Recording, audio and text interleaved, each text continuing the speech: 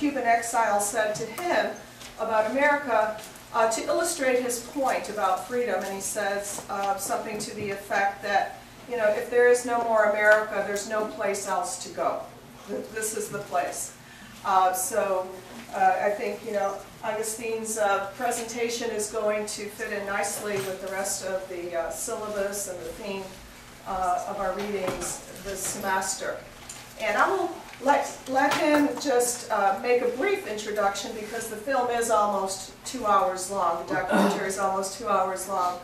And he will, of course, be giving the class presentation tomorrow during both the class periods. And anybody here who is not in my class, you're free to come. There are a few seats available, and if you'd like to hear his full presentation, you're free to do that. So I'll let him, you know, say a few things, and then we'll watch the film. Thank you very much to be here tonight to see this production. I just want to tell you something and probably you don't know. But actually, I met Che Guevara in the Sierra Maestra Mountains in Cuba in 1962 when I was making a movie for the Cuban film industry. And then he came one afternoon to the barracks where the cast and crew of my production was. And you know, I was lying on my bed, and then all the girls were running because the girls loved Che Guevara because he was very good looking. And then I went to the door, and there he was, the Che. I was like about this distance from him.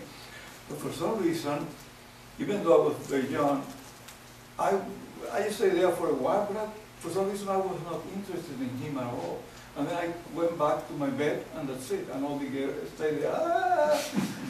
But that was my only encounter with Guevara. But at that time in Cuba, I have no clue what Guevara had done and what he had been doing. Because in Cuba there's no freedom of the press, and I didn't know anything about him. So actually everything that I learned about Guevara was here in the United States by reading and by talking to former political prisoners. Then they were in La Cabaña prison at the time that Guevara was the head of that prison.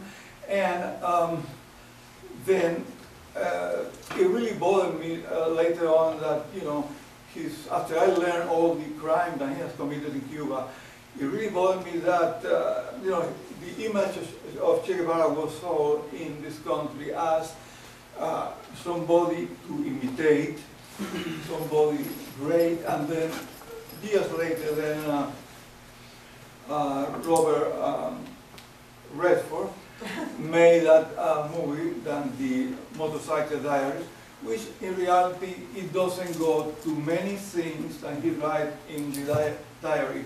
He excluded everything that the way he killed people and whatever. Apparently he was some sort of psychopath. And then I decided, I've been doing a series of documentary about Cuba for about 16 or 17 years. And then I finally got to the time and to make the documentary about Che, which I did it.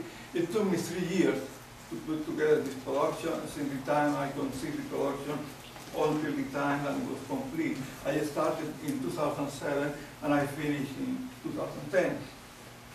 I hope that you like the movie.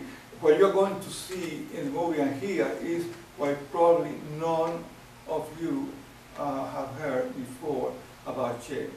But these are the witnesses, these are the people who worked with him, and these are the people who knew him well and were witnesses of his crime. So, that's it. I hope to see you tomorrow in the class.